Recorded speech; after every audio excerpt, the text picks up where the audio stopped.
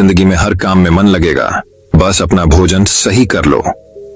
आज के इस वीडियो में हम आपको बताएंगे आपको कैसा भोजन करना है और क्या खाना है, और भोजन से पहले क्या करना है। इसे समझने के बाद आपकी बुद्धि, मन और शरीर बहुत तेजी से बिना थके काम कर पाएगा। तो चलिए उन कहानियों की शुरुआत करते हैं। पहली कहानी, आयुर्वेद की अद्भुत शक्ति। शरीर और बुद्धि और मन सब शांत और होशियार हो जाएगा। जीवन का सबसे कीमती धन क्या होता है? एक शिष्य ने अपने गुरु से सवाल किया। गुरु ने इसका उत्तर देते हुए जवाब दिया कि चाहे मेरे पास पैसे ना हो, चाहे रहने के लिए छत भी ना हो, चाहे कोई सुख सुविधाएं ना हो, लेकिन अगर मेरा शरीर स्वस्थ है तो मैं दुनिया का सबसे धनवान आदमी। तो शिष्य ने पूछा कि गुरुदेव, आपकी उम्र 100 साल को पार कर चुकी है और फिर भी आप इतने स्वस्थ हैं। आपकी बुद्धि बड़ी ही तीव्र है और आपका चेहरा भी सूर्य की तरह चमकता रहता है, और वहीं पर आपके बदन से भी चंदन सी खुशबू आती है। शिष्य ने कहना जारी रखा कि गुरुदेव, मेरे मन में बहुत बार आया है कि मैं आपसे इसका रहस्य जानूं, लेकिन संकोचवश मैं आपसे पूछ नहीं पाता हूं।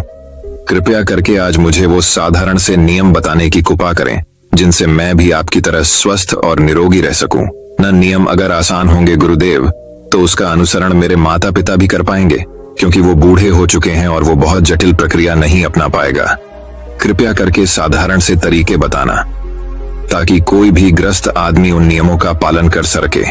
गुरुदेव ने कहना आरंभ किया।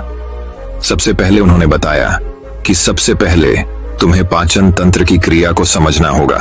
जो भी आयुर्वेद का विद्वान होता है वो ये जानता है कि अगर आपका पाचन तंत्र लगातार भोजन पचाने में लगा हुआ है तो स्वाभाविक है कि ऊर्जा की एक खास मात्रा आपका भोजन को बचा रही है। इसी कारण ज्यादा भोजन करने के बावजूद आपका दिमाग और आपका शरीर अपने बेहतरीन स्तर पर काम नहीं कर पाता। तुमने देखा होगा कि भोजन करने के बाद जब पाचन प्रक्रिया शुरू होती है तो हर जानवर नीचे बैठ जाता है। वो बस बैठ जाते हैं क्योंकि दूसरी चीजों के लिए पर्याप्त ऊर्जा नहीं बचती है। चाहे वो मांसाहारी हो या शाकाहारी हो, हर जानवर खाने के बाद नीचे बैठ जाता है, और ये इंसानों के लिए भी एक प्राकृतिक जहर खाने के बाद वो बैठ जाना चाहते हैं, क्योंकि दूसरी चीजों के लिए पर्याप्त ऊर्जा नहीं होती। अगर आप अपनी पूरी क्षमता का इस्तेमाल करना चाहते हैं तो आप अपने शरीर को ऐसा बनाकर रखिए कि आप जो भी खाएं, कुछ भी खाएं, तो 1.5 से 2 घंटे के अंदर आपका पेट खाली हो जाना चाहिए। पेट खाली होने का मतलब है पेट की थैली खाली होना, यानी कि जब भोजन आंत के दूसरे भागों में चला जाता है तब पेट खाली हो जाता है, क्योंकि आंत में प्रक्रिया बिल्कुल अलग होती है। वो पाचन नहीं होता है, वो ऊर्जा को ग्रहण करती है। आंतों द्वारा इस ऊर्जा को ग्रहण करने के लिए ज्यादा ऊर्जा नहीं लगती है, ऊर्जा लगती है। पाचन क्रिया में जब खाना पेट की थैली में मौजूद हो तो बेहतर है कि आप अपनी गतिविधि को कम कर लें। अब अगर सोचिए, सारा दिन आपके पेट में खाना मौजूद रहेगा तो आप अपने जीवन की पूरी क्षमता कम कर लेंगे।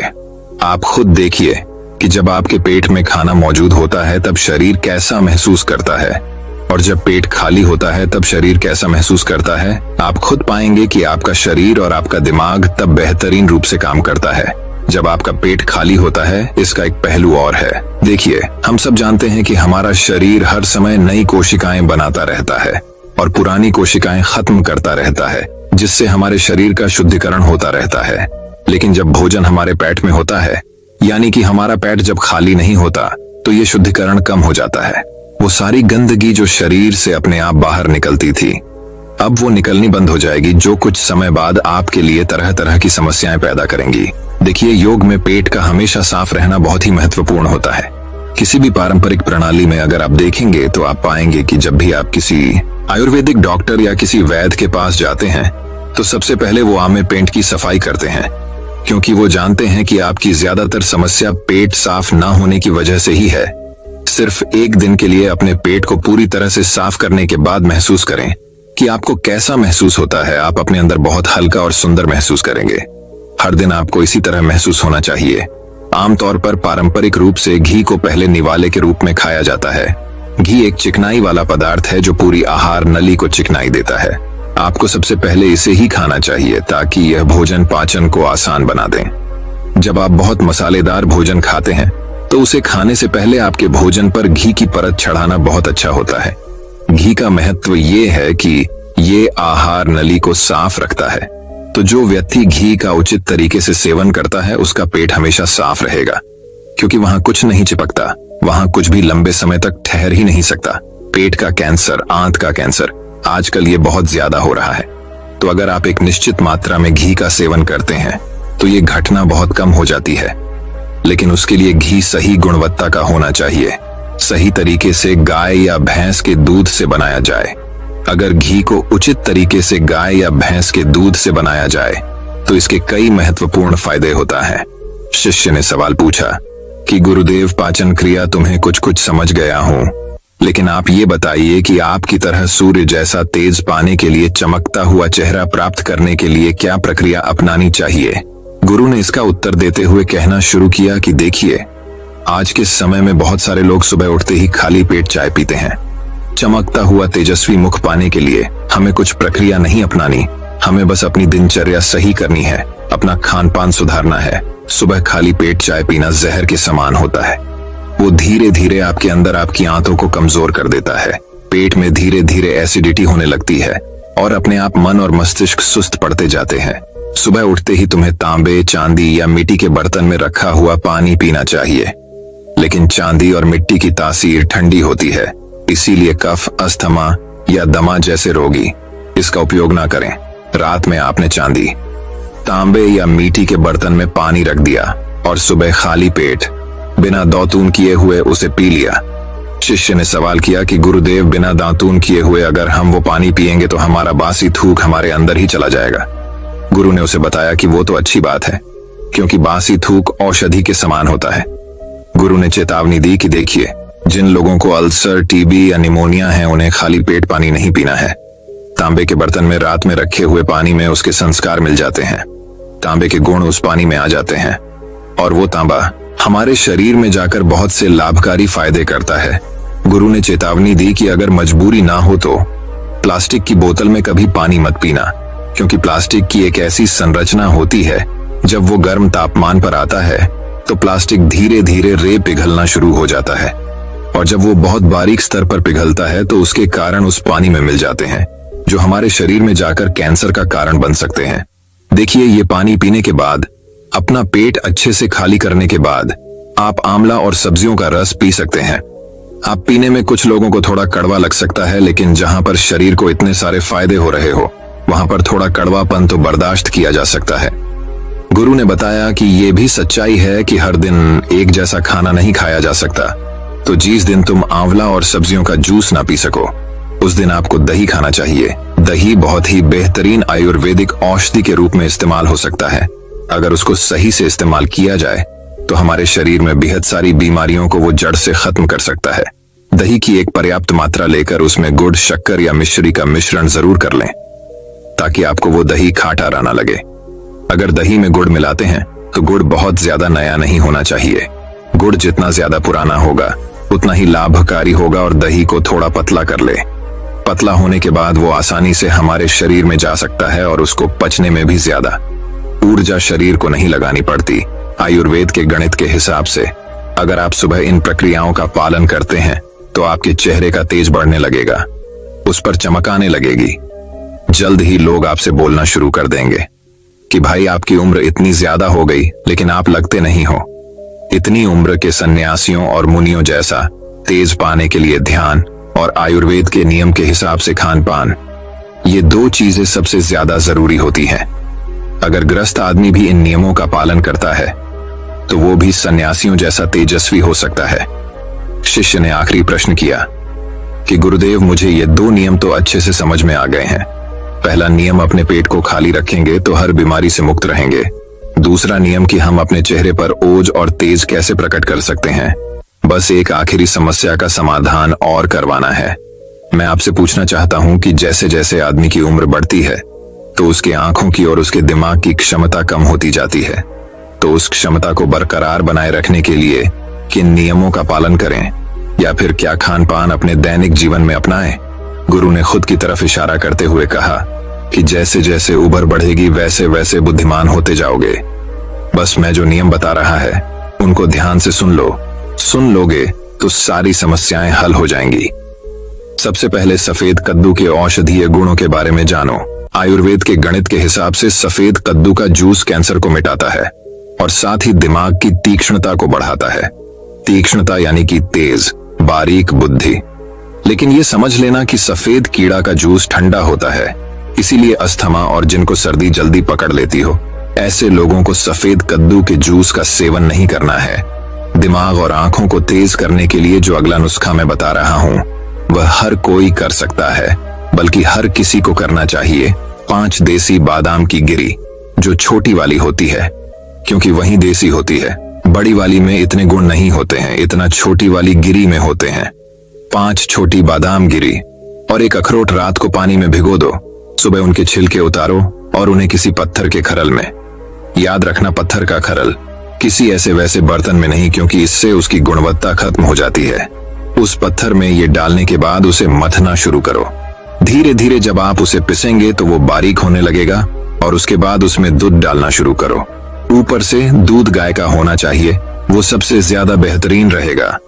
दिमाग के लिए इस्तेमाल करने को भैंस या बकरी का भी कर सकते हैं, लेकिन गाय का दूध सबसे ज्यादा महत्वपूर्ण हो जाता है।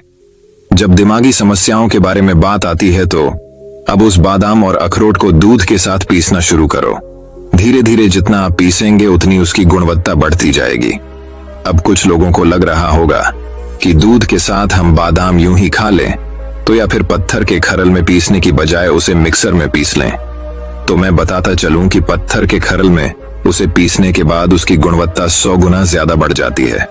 अच्छे से गाय के दूध में पीसने के बाद जब आप इसका सेवन करेंगे तो आपकी आंखें और आपका दिमाग, इनके लिए ये बहुत ही लाभकारी रहेगा।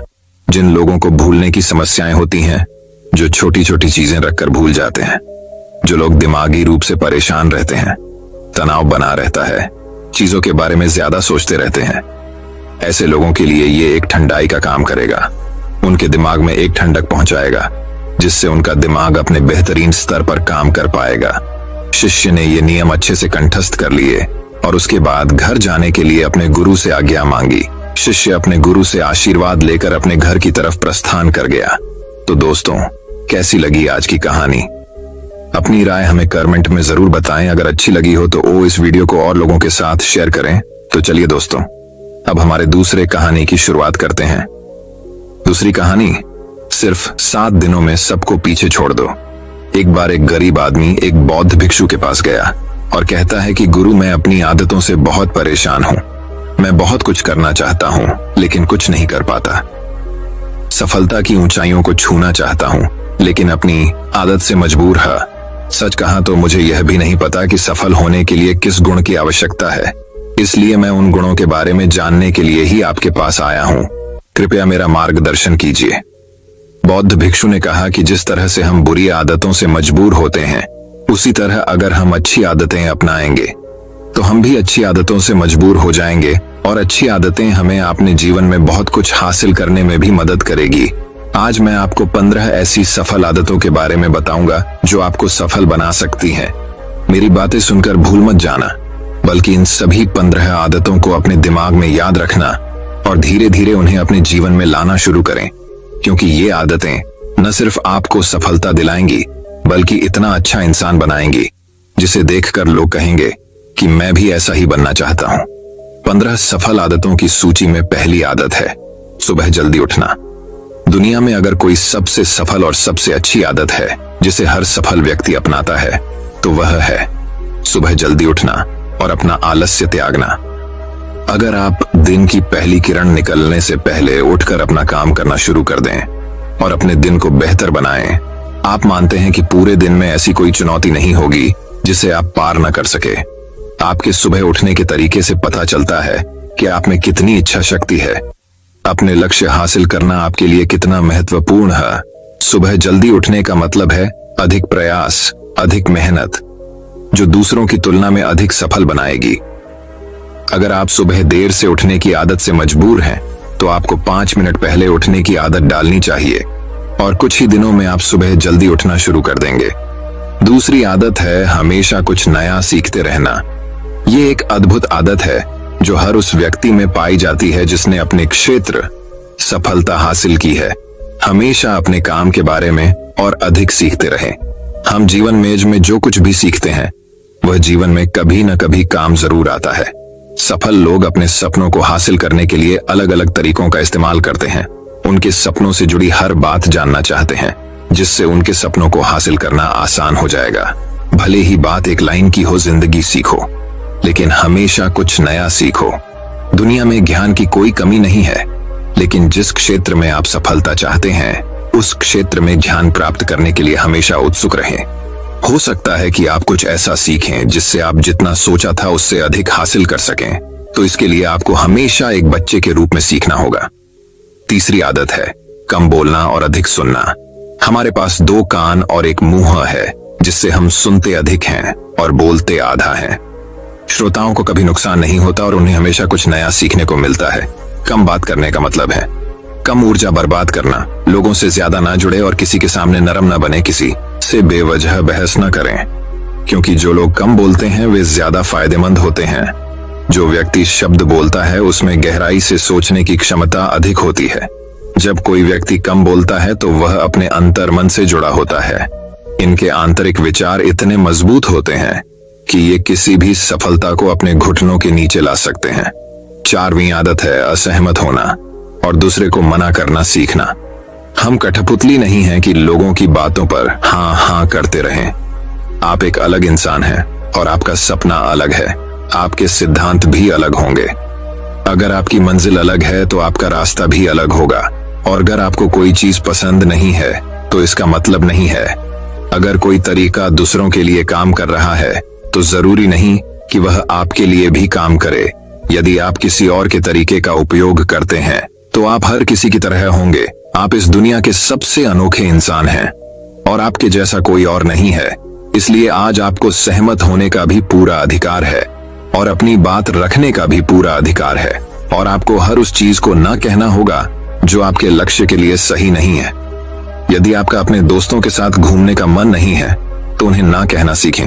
अगर आप किसान नहीं बल्कि बिजनेसमैन बनना चाहते हैं तो अपने परिवार को बताएं कि आप किसान नहीं बिजनेसमैन बनना चाहते हैं। जबरदस्ती लंबे समय तक नहीं टिकती और न ही इससे हमें कुछ मिलता है। जहां जरूरत हो वहां ना कहना सीखें, क्योंकि इनकार करने से आप दूसरों की नजरों में तो बुरे बन सकते हैं, लेकिन अपनी नजरों में कभी बुरे नहीं बन सकते। ज्यादातर लोग जिंदगी में इस वजह से कुछ नहीं कर पाते कि लोग क्या कहेंगे। अगर असफल हो गए तो लोग क्या कहेंगे, इसीलिए ज्यादातर लोग अपने लिए नहीं बल्कि दूसरों के लिए जिंदगी जीते हैं। 5वीं आदत है सही तरीके से जोखिम उठाना सीखना। जीवन में सबसे बड़ा जोखिम कोई भी जोखिम न लेना है। यदि आप सही तरीके से जोखिम नहीं ले रहे हैं तो आप अपना जीवन जोखिम में डाल रहे हैं। तो आप अपना जीवन बर्बाद करने और एक ही स्थान पर रहने का जोखिम उठा रहे हैं। सही चीजों के लिए जोखिम लेने का डर दूर करें और लोग क्या कहेंगे इसका डर भी दूर करें। लोग हंसेंगे और मेरा समय और पैसा बर्बाद होगा। इंसान को जिंदगी से लेकर मौत तक सिर्फ 3 चीजों की जरूरत होती है, रोटी, कपड़ा और मकान, और इसे पाना कोई मुश्किल काम नहीं है। इसके अलावा अगर इंसान की जिंदगी से कुछ चला भी गया हो तो भी जीना आसान है। लेकिन आपका मिशन सिर्फ मौत के दरवाजे तक सुरक्षित पहुंचना नहीं है। एक योद्धा की तरह हर चुनौती को धूल चटाना, जोखिम उठाना, विजेता का ताज पहनना, मौत के दरवाजे तक पहुंचना है। सही चीजों के लिए जोखिम उठाना चाहिए, इसलिए जोखिम लेना सीखें। जोखिम लेने पर आपको कभी पछतावा नहीं होगा, लेकिन यदि आप सही जोखिम नहीं लेते हैं तो आपको अपनी कल्पना से भी अधिक पछताना पड़ेगा। 6वीं आदत है जिसके साथ आप अगले 60 साल बिताएंगे। 60 में से 30 सफल आदतें उस व्यक्ति को समझने की कोशिश करना है जिसके साथ आप अगले 60 साल बिताएंगे, और वह व्यक्ति आप हैं। आप खुद को कितना समय देते हैं और अपनी पिछली गलतियों से कितना सीखते हैं। आप अपने वर्तमान को बेहतर बनाने के लिए क्या करते हैं और भविष्य के बारे में क्या सोचते हैं। क्या आप हर दिन 10 मिनट बैठते हैं और सोचते हैं कि आपके जीवन में क्या चल रहा है, मैं कहां से आया हूं और अभी कहां हूं और आगे कहां जा रहा हूं। आपके जीवन की सबसे बड़ी जरूरत और सबसे बड़ी चुनौती क्या है। आपको आपसे बेहतर कोई नहीं जानता। अगर कोई आपको समझ सकता है तो आपके अंदर क्या भावनाएं चल रही हैं, ये सिर्फ आप ही समझ सकते हैं। हर दिन अपने आप को 10 मिनट दें और इस 10 मिनट में कोई भी नहीं होना चाहिए, कोई किताब नहीं, कोई काम नहीं, बस आप और आपके विचार। इस समय आप खुद से बात करें और खुद को जानने की कोशिश करें। 8वीं आदत है निर्णय लेना सीखें और तुरंत काम पर लग जाएं। ऐसे कितने काम हैं जिन्हें आप आज तक टालते आ रहे हैं। ऐसी कितनी चीजें हैं जिनके लिए आपको निर्णय लेने की आवश्यकता है, लेकिन आप निर्णय नहीं लेना चाहते हैं। उस काम को टालते रहें, क्योंकि ज्यादातर लोग निर्णय नहीं ले पाते। क्या वे यह काम करना चाहते हैं, या वे उस रिश्ते में रहना चाहते हैं या नहीं? बिजनेस करना है या नौकरी? लोग इस बारे में नहीं सोचते। निर्णय लेना सीखें। निर्णय न लेने से बेहतर है निर्णय लेना।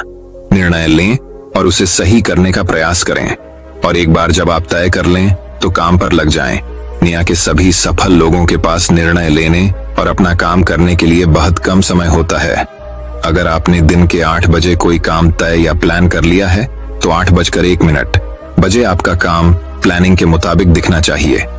8वीं आदत जो आपके जीवन को बदल सकती है वह है अपने समय का बुद्धिमानी से उपयोग करना सीखना होगा। समय ही एक ऐसी चीज है जिसकी कमी होती रहती है। समान गति से गति धीमी नहीं होती। समय एक ऐसी चीज है, चाहे कुछ भी हो जाए, समय एक ऐसी चीज है जिसके साथ आप केवल दौड़ सकते हैं। ना तो आप समय से पीछे रह सकते हैं और ना ही समय से आगे जा सकते हैं। आज आपके जीवन में जो कुछ भी चल रहा है उसका आपको सामना करना होगा, इसलिए समय के साथ चलना सीखें और आज जो आपके लिए महत्वपूर्ण है उसे करते हुए आगे बढ़। क्योंकि अगर आप समय की दौड़ में पीछे रह गए तो चाहे आप कितना भी दौड़ लें, आप कभी भी पहले जैसे नहीं रह पाएंगे। जो सो रहा है वह जरूर कुछ न कुछ खो रहा होगा, और जो जाग रहा है वह पा रहा है।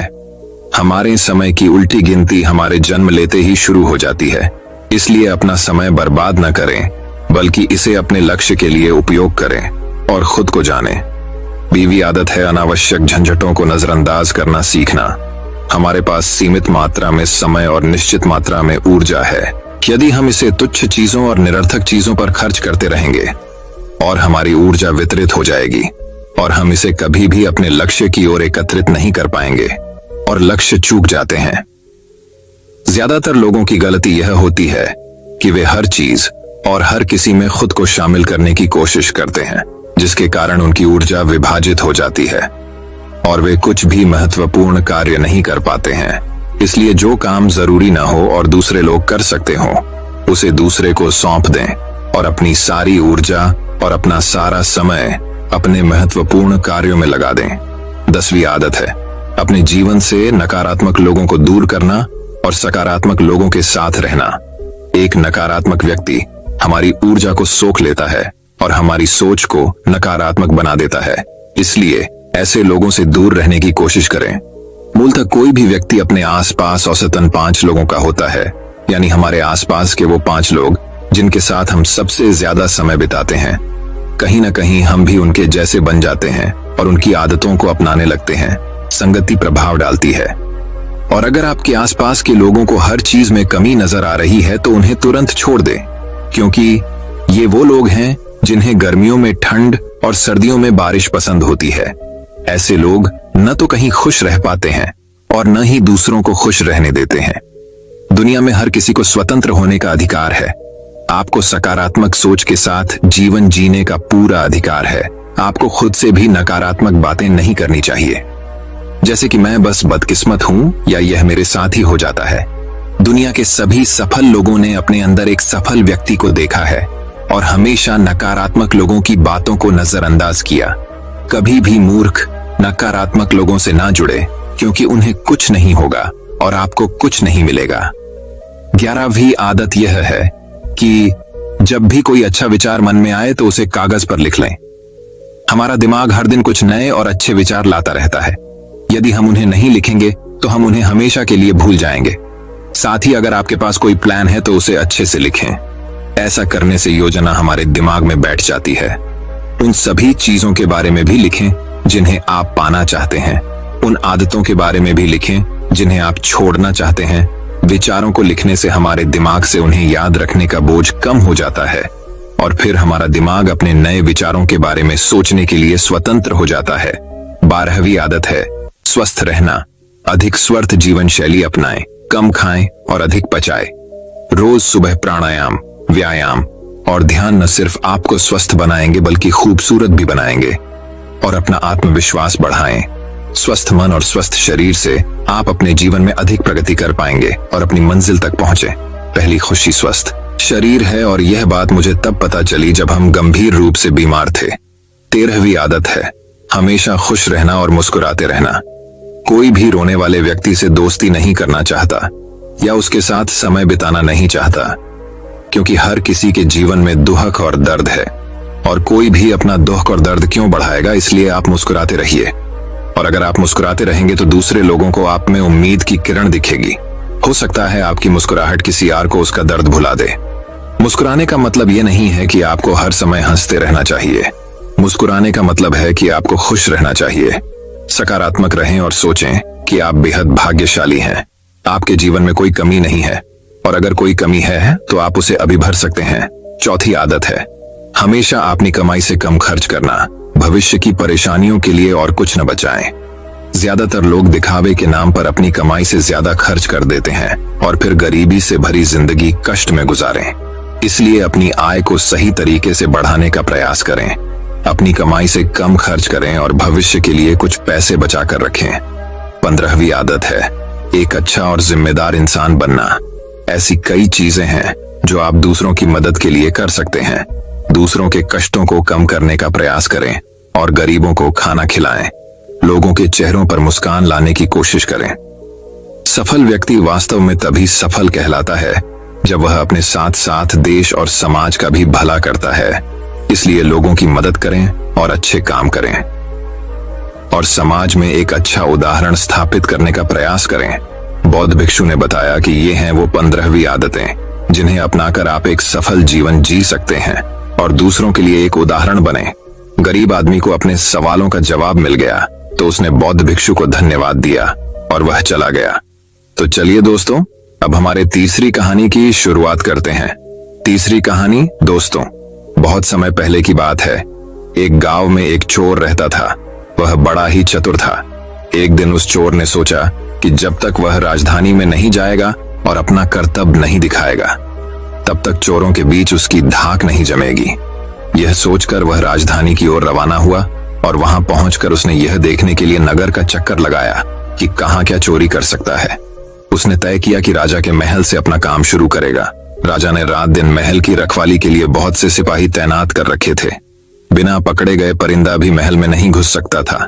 महल में एक बहुत बड़ी घड़ी लगी थी जो दिन रात का समय बताने के लिए घंटे बजाती रहती थी। चोर ने लोहे की कुछ कीलें इकट्ठी की, और जब रात को घड़ी ने 12 बजाए तो घंटे की हर आवाज के साथ वह महल की दीवार में एक एक कील ठोकता गया। इस तरह बिना शोर किए उसने दीवार में 12 कीलें लगा दी। फिर उन्हें पकड़ पकड़ कर वह ऊपर चढ़ गया और महल में दाखिल हो गया। इसके बाद वह खजाने में गया और वहां से हीरे चुरा लाया।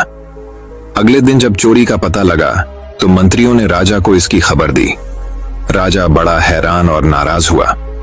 उसने मंत्रियों को आज्ञा दी कि शहर की सड़कों पर गश्त करने के लिए सिपाहियों की संख्या दोगुनी कर दी जाए, और अगर रात के समय किसी को भी घूमते हुए पाया जाए तो उसे चोर समझकर गिरफ्तार कर लिया जाए। जिस समय दरबार में यह ऐलान हो रहा था, एक नागरिक के भेष में चोर मौजूद था। उसे सारी योजना की एक एक बात का पता चल गया। उसे फौरन यह भी मालूम हो गया कि कौन से 26 सिपाही शहर में गश्त के लिए चुने गए हैं। वह सफाई से घर गया और साधु का बाना धारण करके उन 26 सिपाहियों की बीवियों से जाकर मिला। उनमें से हर एक इस बात के लिए उत्सुक थी कि उसके पति ही चोर को पकड़े और राजा से इनाम ले। एक एक करके चोर उन सबके पास गया और उनके हाथ देख देख कर बताया कि वह रात उसके लिए बड़ी शुभ है। उसके पति की पोशाक में चोर उसके घर आएंगे। लेकिन देखो, चोर को अपने घर के अंदर मत आने देना, नहीं तो वह तुम्हें दबा लेगा। घर के सारे दरवाजे बंद कर लेना, और भले ही वह पति की आवाज में बोलता सुनाई दे, उसके ऊपर जलता कोयला फेंकना। इसका नतीजा यह होगा कि चोर पकड़ में आ जाएगा। सारी स्त्रियां रात को चोर के आगमन के लिए तैयार हो गईं। अपने पतियों को उन्होंने इसकी जानकारी नहीं दी। इस बीच पति अपनी गश्त पर चले गए और सवेरे 4 बजे तक पहरा देते रहे। हालांकि अभी अंधेरा था, लेकिन उन्हें उस समय तक इधर उधर कोई भी दिखाई नहीं दिया, तो उन्होंने सोचा कि उस रात को चोर नहीं आएगा।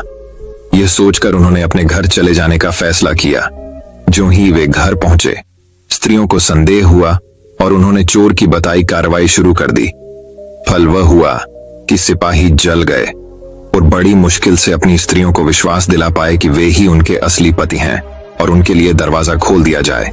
सारे पतियों के जल जाने के कारण उन्हें अस्पताल ले जाया गया। दूसरे दिन राजा दरबार में आया तो उसे सारा हाल सुनाया गया। सुनकर राजा बहुत चिंतित हुआ और उसने कोतवाल को आदेश दिया कि वह स्वयं जाकर चोर पकड़े। उस रात कोतवाल ने तैयार होकर शहर का पहरा देना शुरू किया। जब वह एक गली में जा रहा था, चोर ने जवाब दिया, मैं चोर हूं। कोतवाल समझा कि लड़की उसके साथ मजाक कर रही है। उसने कहा, मजाक छाड़ो और अगर तुम चोर हो तो मेरे साथ आओ, मैं तुम्हें काट में डाल दूंगा। चोर वाला, ठीक है, इससे मेरा क्या बिगड़ेगा। और वह कोतवाल के साथ काट डालने की जगह पर पहुंचा। वहां जाकर चोर ने कहा, कोतवाल साहब, इस काठ को आप इस्तेमाल कैसे किया करते हैं, मेहरबानी करके मुझे समझा दीजिए।